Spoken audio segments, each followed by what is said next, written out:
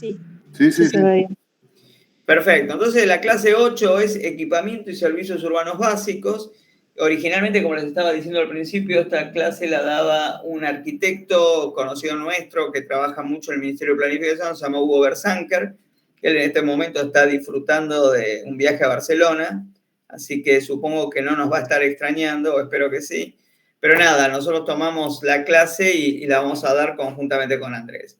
Entonces, un poco la idea central de la clase es hablar de equipamientos y servicios, entendiendo que esto implica una diversidad de temas, que los vamos a tratar de organizar y sistematizar, pero puntualmente entendemos también que para un funcionario municipal o alguien, un técnico, lo más importante es entender los fundamentos de los criterios de cobertura según localización, capacidad y nivel de prestación. O sea, para estos distintos equipamientos y servicios necesitamos tener algunos estándares y criterios. Gran parte de lo que voy a exponer yo ahora está en el libro Agenda Urbana, así que si algo lo quieren ampliar y demás, ahí tienen con un nivel de detalle mayor y de hecho Hugo fue uno de los autores de ese capítulo, ¿no? Entonces, lo primero que vamos a hablar son los modelos de cálculo y provisión de servicios sociales, ¿no? Cuando hablamos de cálculo, siempre lo más importante es entender la racionalidad y la lógica, de dónde salen esos cálculos, ¿no? Y cómo se realiza la provisión de servicios sociales. Esto obviamente es uno de los temas casi originarios del urbanismo. Se dice que en la Edad Antigua las ciudades de la antigüedad se planeaban en función de la disponibilidad de agua, ¿no? Hoy modernamente tenemos medios para poder trasladar el agua, o sea, no dependemos solo del agua disponible en una localización específica, sin embargo, sigue siendo la restricción más importante, ¿no? No sé si pudieron, quien estaba intentando entrar, pudo entrar, no, ahí la voy a admitir. Bienvenida, Yanis.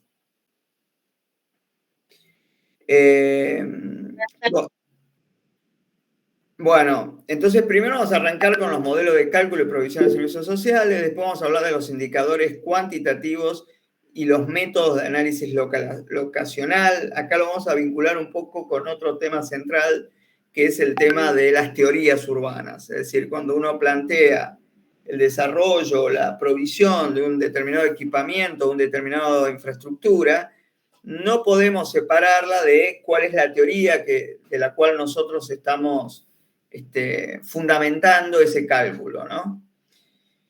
Y el tercero, vamos a hablar del rol del Estado, de las organizaciones de la sociedad civil en relación a la provisión de servicios diversos, ¿no? Todos saben que nuestros países y nuestros municipios muchas veces responden a la provisión de servicios con políticas distintas, ¿no? Hay empresas prestatarias, sobre todo para los que son municipios metropolitanos, muchas veces la gran mayoría de los servicios, tanto de agua, cloaca, energía, recolección de residuos sólidos y demás, están terciarizados, son empresas metropolitanas, ¿verdad? Quienes son los proveedores, pero esta no es la realidad a lo mejor de municipios más chicos, en el cual existen cooperativas de vivienda, cooperativas de energía, cooperativas de agua, y que esto implica una diferencia de gobernanza bastante estructural, ¿no? Tenemos también la cuestión de la salud, la educación, la seguridad como pilares de la gobernabilidad urbana. Y también nuestros municipios suelen tener esta diversidad, ¿no? Que no necesariamente los servicios de salud son municipales, ¿no? Tenemos muchas provincias, como la provincia de Buenos Aires, los servicios de salud en general son de índole o provincial o de índole nacional, con lo cual el municipio tiene poca injerencia. Sin embargo, sí es necesario tener esa complejidad de escala como para poder planear los recursos en salud que también van actualizándose en función de distintas teorías, ¿no? Lo mismo con educación y lo mismo con seguridad, y que estos tres aspectos, salud, educación y seguridad, se entiende que son los pilares, ¿no? Cualquier intendente que se precie como tal necesita poder manejar una adecuada planificación de estas tres cosas porque son fundamentales. Y cuando hablamos de seguridad, estamos incluyendo un montón de servicios, ¿no? Seguridad no solo la garita de la policía, sino que implica toda una cantidad de servicios que requieren de energía, que requieren de las otras infraestructuras, de las vialidades, que la vamos a tratar de ir viendo en forma integral, ¿no? Y finalmente el cuarto punto son las metodologías de cálculo y de evaluación de calidad, que las vamos a repasar rápidamente. Pregunta, ¿se me escucha bien? Sí, se escucha y se ve bien la presentación también. Perfecto. No, yo por la duda siempre pregunto para no estar hablando solo. Entonces, bueno, vamos a ver. Cuando hablamos de planificación a nivel de infraestructura, necesitamos entrar con una variable bien conocida y muy querida por los arquitectos, pero que es fundamental para el cálculo de las infraestructuras, que es la densidad, ¿sí? Y las densidades tienen dos aspectos, ¿no? Los que se acuerdan, el arquitecto Culió que hablaba del medio natural y el medio antropizado. Acá estamos haciendo una referencia al mismo esquema donde decimos la naturaleza de los territorios, tanto en sus aspectos topográficos como climáticos, nos está condicionando. Nosotros no podríamos pensar en densidades demasiado altos en topografías de suelo que no son sólidos, ¿no? En terrenos, por ejemplo, que han sido rellenos sanitarios o terrenos limosos o gredosos y demás, no podemos fundar para hacer edificios en altura, con lo cual ya tenemos una primera restricción dado por la naturaleza de los territorios. Igualmente, el clima, si tenemos un clima demasiado cálido o demasiado, un clima extremo, diríamos, también el manejo de la densidad puede estar condicionando seriamente tanto la forma urbana como la cantidad de habitantes que puedo colocar sobre un territorio. El clima también indirectamente nos condiciona el acceso al recurso hídrico. Si no tenemos agua suficiente, mal podemos planear densidades, o sea, son aglomeraciones de baja densidad, porque solamente puede abastecer un número limitado de población. Y del otro lado tenemos los aspectos sociales, ¿no? Las estructuras familiares, la cultura, la religión, la capacidad de disponer de un medio productivo generador de empleo e ingresos.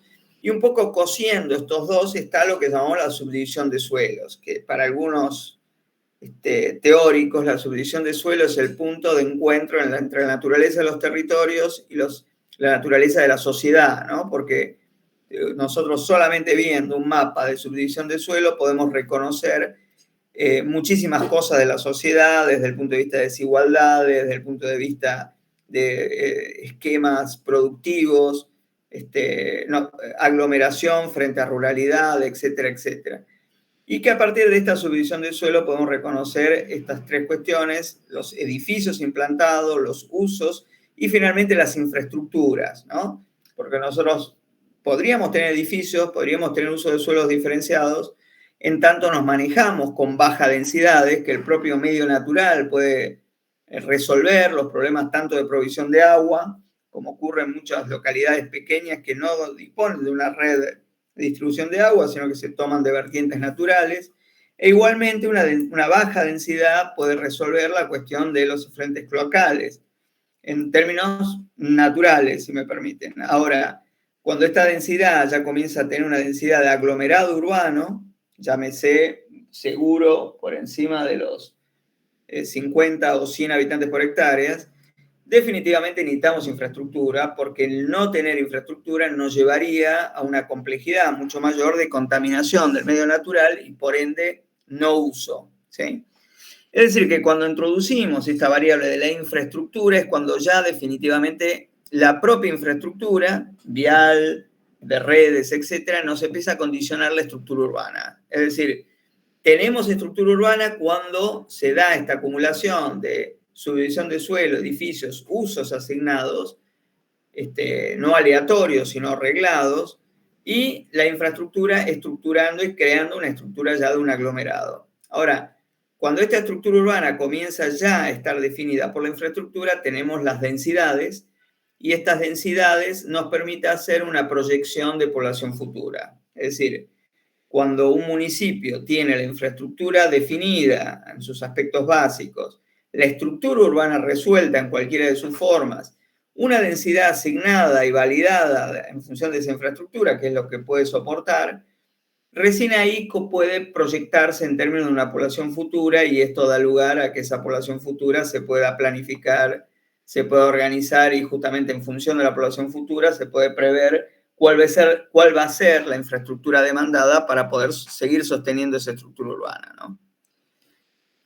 Entonces, resumiendo, nosotros podemos tener, por un lado, una población y unas ciertas tendencias de urbanización, o sea, hacia dónde está creciendo esa población, que está mediado por los usos, tanto la cuestión, perdón, por los suelos y sus usos y subdivisiones, por sus densidades y esas densidades determinantes de la infraestructura en general, de la red vial y de los equipamientos que terminan condicionando las tendencias de urbanización.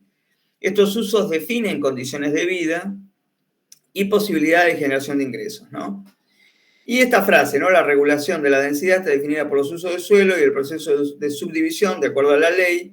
Recordémonos que cada provincia tiene su normatividad para establecer la unidad de lotes, pero esta unidad básica, definición de un lote, es quien termina definiendo el tipo, la extensión y los condicionantes centrales de la infraestructura, ¿no? La red vial y los equipamientos. Fíjense que todos estos aspectos que hablamos, infraestructura, red vial y equipamiento, están dados en el espacio público, donde circulan las infraestructuras, pero ocurre en el espacio privado la definición de densidad, de la definición del tamaño del lote, ¿sí? Entonces este juego entre lo público y lo privado es lo que nos termina definiendo esta integración de infraestructuras y equipamiento a la ciudad, ¿no?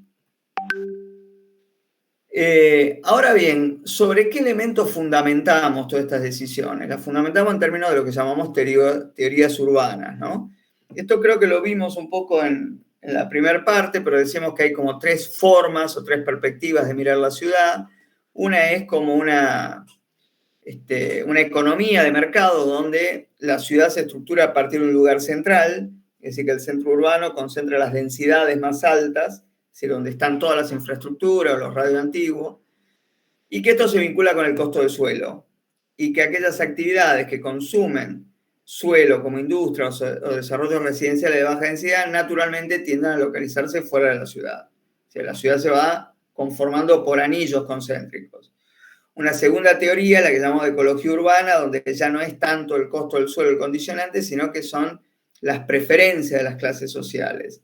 Y ya la ciudad ya no tiende a ser una ciudad radiocéntrica o estructurada en función de anillos, sino que es una ciudad estructurada en forma de mosaico, ya es una relación más histórica entre clases sociales que van ocupando espacios de la ciudad.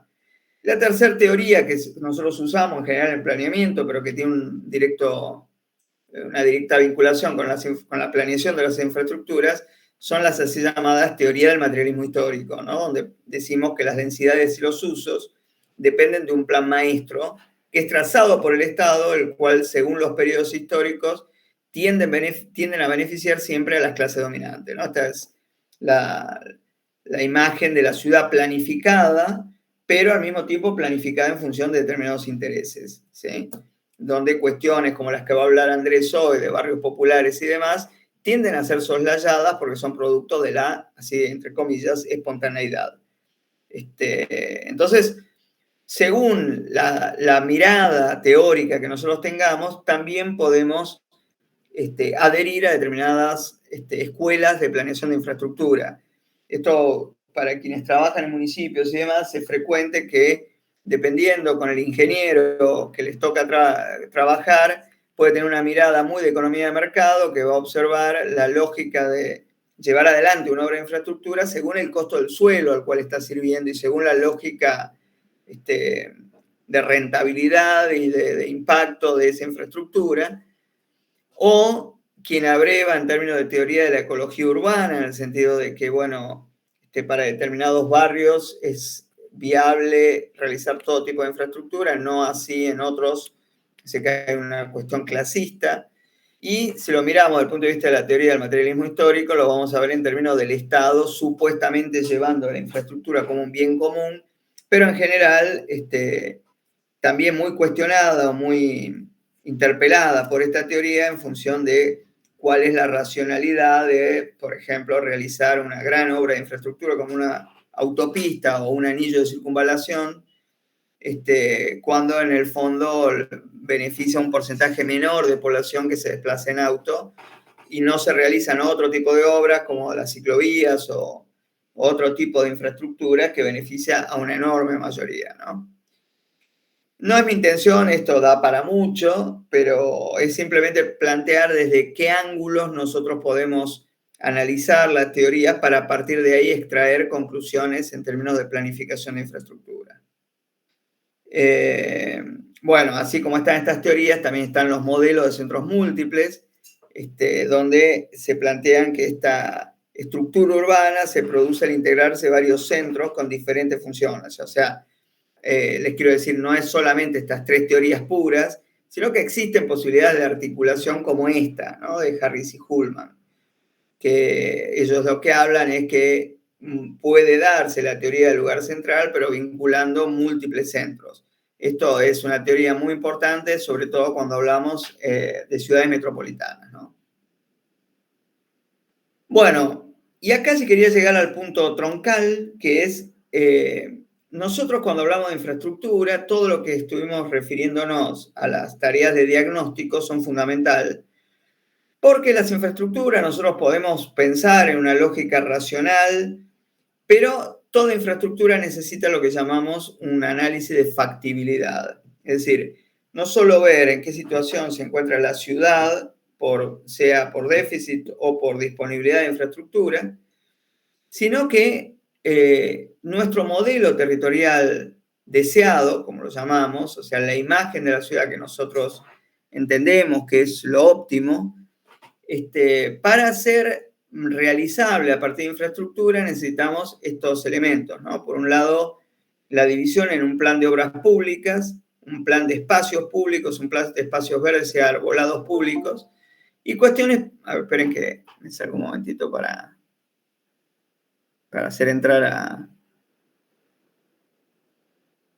Aquí nos estaba quedando afuera. Entró, ¿no? Sí. Aprovecho y hago el paréntesis. ¿Se entiende? No voy muy rápido, ¿no? O sea, lo que estoy haciendo es simplemente describiendo todo el marco teórico de las infraestructuras y demás, pero como siempre no es mi intención hacerlo en forma tan rápida, ¿no? Lo hago rápido porque le quiero dar lugar a Andrés, pero básicamente estoy como repasando conceptos como para que queden firmes, enfatizando siempre esta cuestión de la importancia de la infraestructura vinculado a la planificación territorial, ¿no? Como las dos miradas. Entonces, volviendo a lo que estaba, les decía que muy en el fondo, cuando nosotros podemos tener un modelo territorial deseado, que es consecuencia de nuestro diagnóstico. Ahora, cuando pasamos de esa fase del modelo territorial al plan de infraestructura de soporte es cuando tenemos un ida y vuelta, ¿no? Porque ahí es donde separamos los paquetes, ¿no? ¿Qué cosas necesitamos? Entonces, en primer lugar está lo que necesitamos como el plan hídrico, que es la provisión de agua y saneamiento, y obviamente los drenajes, ¿no? Ahora, este plan hídrico puede tener un carácter más o menos ambiental, según todos los análisis que realicemos en términos de cómo se da esa simbiosis entre el medio natural y el medio antrópico. Podríamos encontrar casos ideales, sobre todo ahora que estamos con toda la ideología de adaptación más que de imposición, de que podríamos imaginar una ciudad que no tenga drenajes, ¿no? Una ciudad que sea planeada respetando los ciclos de la naturaleza y eliminemos los drenajes. De hecho, la reapertura de los ríos en muchas ciudades del mundo está marcando una direccionalidad muy distinta a lo que veníamos planeando, ¿verdad? O lo que se venía produciendo en el siglo XX. Ahora, otro área es el plan vial. Nosotros podríamos pensar en términos de un plan vial con carreteras y jerarquías, pero que no necesariamente sea pavimento. También el mundo está girando respecto a lo que ha sido la vialidad histórica, sin embargo, nuestros vehículos y la preponderancia que tienen los vehículos en la vida urbana hacen que no cualquier carretera sea apropiada para un buen mantenimiento. Sabemos que hacemos las carreteras para podernos desplazar con vehículos, pero nuestros vehículos también están cambiando, ¿no? Entonces ahí veamos la vialidad también desde el punto de vista del transporte, ¿no? Tenemos también vías férreas, todo el tema del transporte, como hablaba Sara en la última clase, ¿no? De las movilidades, la movilidad en términos navegable y aérea, o sea, todo este paquete, empezar a ver cómo esta ciudad se vincula a partir de todo este plan vial, ¿no?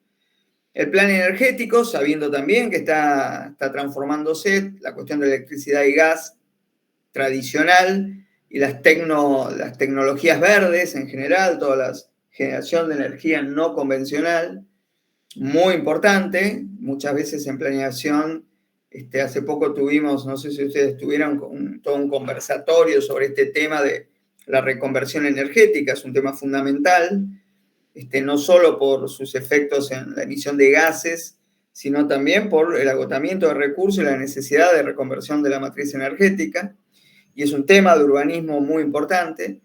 El plan de transporte, guiado o no guiado, el tema del tránsito privado. Y el otro aspecto que a nivel municipal es fundamental es el plan de manejo de residuos sólidos, ¿no? Como que hay ciertas cuestiones, si algo un municipio es autoridad, es en el manejo de los residuos sólidos. Ahora, como les decía hace un momento, los municipios metropolitanos en general tienden a delegar en otras autoridades, como por ejemplo en el caso de Buenos Aires, el SEAMSE, ¿no? Pero hay muchas empresas que son de recolección, pero desafortunadamente hay pocas empresas como el SEAMSE que cubren todo el espectro desde que se genera el residuo hasta que se trata y se recupera, ¿no? Bueno. Entonces decíamos recién esta cuestión de tener el foco entre las estrategias preventivas y resolutivas. Y acá tenemos un ejemplo extraído del Chaco, ¿no? Donde nosotros tenemos espacios que pueden ser rurales, hay vialidades, ahí tiene la ciudad de Encarnación, y este primer criterio ambiental de zonificación, donde todas las zonas que son cuencas y que pueden ser definidas en términos topográficos, como es este río serpenteante con sus arroyos, son declarados como suelos protegidos, ¿sí? Es un suelo de conservación ambiental y patrimonial, es un suelo que presenta amenaza o riesgo, o sea, son protegidos porque se entiende que en los cauces de estos ríos, por la suficiente evidencia ambiental que existe, no es conveniente urbanizar. Tiene algunas fotos que dan testimonio de los distintos procesos. Después tienen los suelos de ocupación, que son los suelos que finalmente se usan para actividad rural o urbana, que son suelos de expansión de los centros poblados y los suelos suburbanos. Y se tiende también a su preservación, ¿sí? Y después están los suelos de producción, que son suelos destinados a la agricultura, a la ganadería, que tienen ciertas características que acá en el mapa son señalados, muy específicos. Por ejemplo, cuando hablamos de la producción, estamos hablando de todo tipo de producción, la agropecuaria, la minera, la urbana. No nos olvidemos que cuando nosotros hacemos un desarrollo urbano, en verdad estamos colocando el suelo en producción, entra dentro de un mercado en particular, que es el mercado inmobiliario, ¿no? Entonces, nosotros, estas estrategias podrían ser preventivas, si por ejemplo trabajamos con criterios más amplios de suelo protegido, porque en realidad si nosotros dejamos estos buffers en torno a todas las cuencas, prácticamente podríamos teorizar que no necesitamos drenajes. Pero también tenemos lo que llamamos en urbanismo las estrategias resolutivas, ¿no? Aquellas en las cuales nosotros asumimos que de verdad necesitamos tierra y ya la estrategia preventiva tal vez alcanza un límite, y una estrategia resolutiva sería realizar drenajes o realizar obras civiles que nos permitan agrandar, por decir así, o ampliar el universo de territorio que podríamos usar, ¿no? Entonces, tener claridad respecto de que hay estrategias preventivas, las que hoy llamamos ciclos asociados a la naturaleza, comparada con estrategias resolutivas, donde nosotros a través de la infraestructura podemos poner en uso un territorio, es algo que me importa mucho que se lleven de esta clase, ¿no? Ahora, en términos gráficos o en términos resolutivos, nosotros cuando tenemos que representar estas estrategias resolutivas, tenemos que dibujar, sean vialidades, y sabemos bien que a partir de la vialidad es como estructuramos también los servicios de drenaje, de cloacas, etc. Entonces acá tienen un ejemplo que está en Agenda Urbana, donde hay estrategias preventivas que son de adaptación al medio natural. Fíjense que el propio mapa está representando cartografía, ¿no?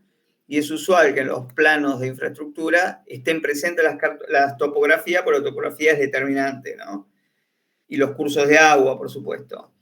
Pero también tenemos esta dualidad, hasta dónde son preventivas y hasta dónde son resolutivas, como el trazado de canalizaciones, de fuentes, de tratamiento y deposición de residuos. Y usamos esta palabra que muchas veces en urbanismo es muy importante, como es la palabra plan base, ¿sí? Porque un plan base es aquel que representa aquellos elementos del medio natural elementales, aquellos elementos estructurales del medio antropizado, como pueden ser las vías, como pueden ser por ejemplo, la representación de los tratamientos de residuos cloacales. Y es a partir de estos gráficos, como pueden ver, hay un área parque natural que está ahí graficada puntualmente porque es considerada como un área de servicio ambiental. Es a partir de estas representaciones donde nosotros podemos empezar a hacer nuestra base de cálculo, ¿no? Nosotros podríamos calcular en función de una cierta métrica qué tipo de vialidades, qué tipo de drenajes, qué tipo de volumen hídrico nosotros estamos manejando para ver en qué medida esto se puede resolver a través de estrategias preventivas, como un parque, como elementos naturales, o en qué medida nosotros necesitamos apelar definitivamente a estrategias resolutivas, canalizaciones, tratamientos de agua, etcétera, etcétera. No me quiero extender, pero sí me interesa que dejar la reflexión de que cuando hablamos de planeación de infraestructura, permanentemente estamos mediados entre estos dos tipos de estrategias, ¿no? Si somos más ambientalistas, vamos a atender a las estrategias preventivas. Si somos más eficientistas, diría, o sea, queremos aprovechar al máximo el territorio, vamos a buscar estrategias resolutivas.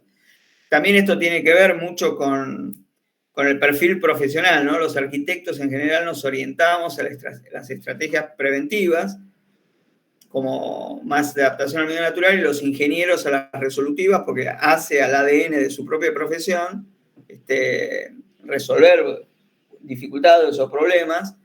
Sin embargo, seamos realistas también que si necesitamos cruzar un arroyo, necesitamos un puente, ¿no? O sea, podemos hacer un paso, pero donde necesitamos un puente, el medio productivo te está demandando, es necesario planear en términos de qué es lo más adecuado para la sociedad, ¿no? Y el otro aspecto que quiero referirme en esta ecuación de cálculo es el concepto de ejido urbano, ¿no? Ustedes saben que en urbanismo nos manejamos con 3 criterios, básicamente. Las áreas urbanas que están definidas por el ejido urbano. Hay un área que la llamamos, por lo menos en la jerga de las leyes de ordenamiento territorial, como área complementaria, que básicamente un área complementaria no es un área urbana, pero es un área que viene a complementar los usos urbanos, donde se suelen ubicar, por ejemplo, los parques industriales. Un parque industrial en realidad es un área que está siendo antropizada con un uso como el industrial, pero que tiene una función directamente vinculada al área urbana. Y después tenemos un área protegida. Muchas veces tenemos áreas protegidas cuando hay recursos naturales, como pueden ser un parque, una reserva de la biosfera, o puede ser un área protegida por razones patrimoniales, ¿no? Y finalmente está el área rural. Fíjense que acá está graficado también los cursos de agua, pero es muy importante tener claridad al menos de estos 4 elementos que necesitamos definir, porque la base de esa definición es lo que nos permite hacer el cálculo de infraestructura. Cuando ustedes trabajan en términos de diseño de infraestructuras, lo primero que necesitan resolver son estas 4 cosas que son coincidentes con lo primero que tienen que resolver en cualquier plan, ¿no? Quien quiera formular un código necesita apelar a una definición clara de esos 4 polígonos, ¿no? Casi me tienta a invitarla a Mariela a hablar acá, porque ella estuvo trabajando ahí en el municipio de Luján, pero Mariela, sentite, porque vos trabajaste con esto, sentite cómoda si querés aportar algo antes de que le pasemos a Andrés. Pero contar un poco que mucho de la realidad de muchos municipios es que suelen tener provisión de agua potable, ¿sí? Pero esa provisión suele estar condicionada por muchas veces perforaciones, con lo cual el control de la calidad del agua, o sea, requiere un análisis hídrico como son estos estudios que les estoy mostrando, que es un trabajo bien de examen físico, químico y bacteriológico, y que esto es realizado por especialistas que según si la provisión de agua es de Napa, requiere un análisis muy particular comparado a los casos donde los municipios donde tienen una red de agua y no es de extracción de pozos, sino que es de extracción a partir de un sistema centralizado, ¿no? Hay una serie de parametrización de los servicios, la cuestión de los usuarios según parcela, y ahí volvemos a lo primero que decíamos de cómo el tamaño de la parcela está condicionando todo el diseño del sistema de infraestructura, y un trazado de las redes de agua, ¿no? Donde estos planos de red de agua con sus longitudes, en la realidad muchas veces hay una ausencia de planos de elementos de maniobra, o sea, se hicieron las obras de infraestructura y las redes, pero después faltan los elementos de manutención y de registros, y no se sabe bien, inclusive, cómo fue la experiencia de Luján, dónde hacer los recambios. Hay mapeos en cuestiones de presión, uno de los problemas que bueno, Mariela encontró muchísimo trabajando, eran muchos, sobre todo los barrios populares que no habían sido planeados. Si bien existía el servicio de provisión de agua, no existía la presión suficiente por la topografía particular de Luján. Después, si querés, María, contás de algún caso puntual. El soporte a las infraestructuras sanitarias, como vemos, muchas veces dependen de tableros de comando, instalaciones en mal estado que requieren un mantenimiento. Esto para decir que muchas veces existe la idea falsa de que las infraestructuras son eternas, no son eternos, y que no requieren mantenimiento, y que estos mantenimientos sobre todo son costosos, ¿no? Y para los municipios suelen ser un área que la maneja poca gente con poco conocimiento.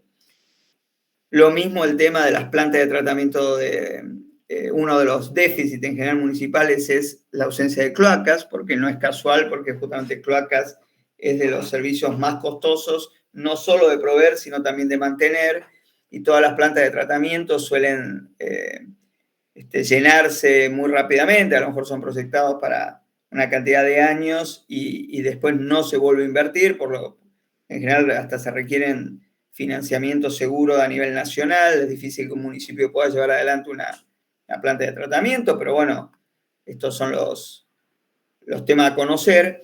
Y el otro vínculo que quería dejar era la relación estrechísima que existe entre la planeación de la infraestructura y los códigos de ordenamiento urbano. Un gran problema que también teníamos ahí en Luján es el crecimiento en horizontal de las ciudades, que lo hemos comentado en varias de estas presentaciones, tiene que ver directamente con la imposibilidad de los municipios de extender las redes de saneamiento. Entonces, el hecho de yo poder dar zona, como estos ACRE, que son áreas complementarias, que permite la localización de barrios cerrados, lleva directamente a que el barrio cerrado gestiona sus recursos a partir de la baja densidad, pero la realidad es que la ciudad continúa extendiéndose y para el municipio la construcción de barrios cerrados que paulatinamente se van densificando y es natural esa tendencia, deja un pasivo ambiental muy fuerte porque después es el municipio el que tiene que afrontar el costo de provisión de agua y de extensión de red de infraestructura que una adecuada planificación lo hubiera evitado, ¿no? Bueno, hay mucho para hablar de esto, pero quiero ir rápido. Acá tienen la cobertura actual de de aguas y la cobertura actual de cloacas. Fíjense el nivel, hay puntos, actualmente la ciudad de Luján no tiene cloacas, a pesar de ser parte del área metropolitana. Esto lleva a todo un master plan de provisión de las redes y de plantas de tratamientos nuevas. Solamente tiene la planta de tratamiento la de San Bernardo que le mostré recién, pero que está colapsada, o sea que solo sirve al radio antiguo de la ciudad. Como pueden ver, el resto de la ciudad está totalmente fuera de esa cobertura. Y acá no estamos hablando de barrios populares, estamos hablando de barrios históricos de Luján que no tienen cobertura de cloaca. Un pequeño repaso por el caso de Corrientes. Corrientes también, al igual que el caso de Chaco que comentaba, tiene anillos hídricos, tiene un cinturón de anillos hídricos, pero que también, igual que Luján, dejan por fuera la mayor parte de la ciudad. Tiene un plan maestro hídrico y hay una serie de barrios donde se están llevando adelante todos estos proyectos de integración social y urbana que ahora Andrés nos va a contar, pero que básicamente la integración pasa por la conexión de esos barrios a la red de agua y saneamiento, ¿sí? Entonces acá contar algunos de los proyectos, las dificultades que se encuentran, sobre todo con polígonos de intervención donde el Instituto Provincial de la Vivienda quiere llevar adelante una serie de obras, pero que encuentra dificultades físicas como trazados de cables de alta tensión, o sea, normativas contrapuestas que no terminan permitiendo todo este ideal que yo les comentaba de planificación se pueda cumplir a rajatabla, sino que comienzan a cumplirse en una forma parcial, ¿no? Algunos planos de diseño, como para entender después cómo estos sistemas troncales comienzan a integrar barrios a partir del acceso, lo cual no quita que después la gente se pueda conectar. Todo el análisis de cuenca en relación a estos tipos de barrios, los canales y conductos existentes, y cómo de alguna manera las conexiones de la red de agua,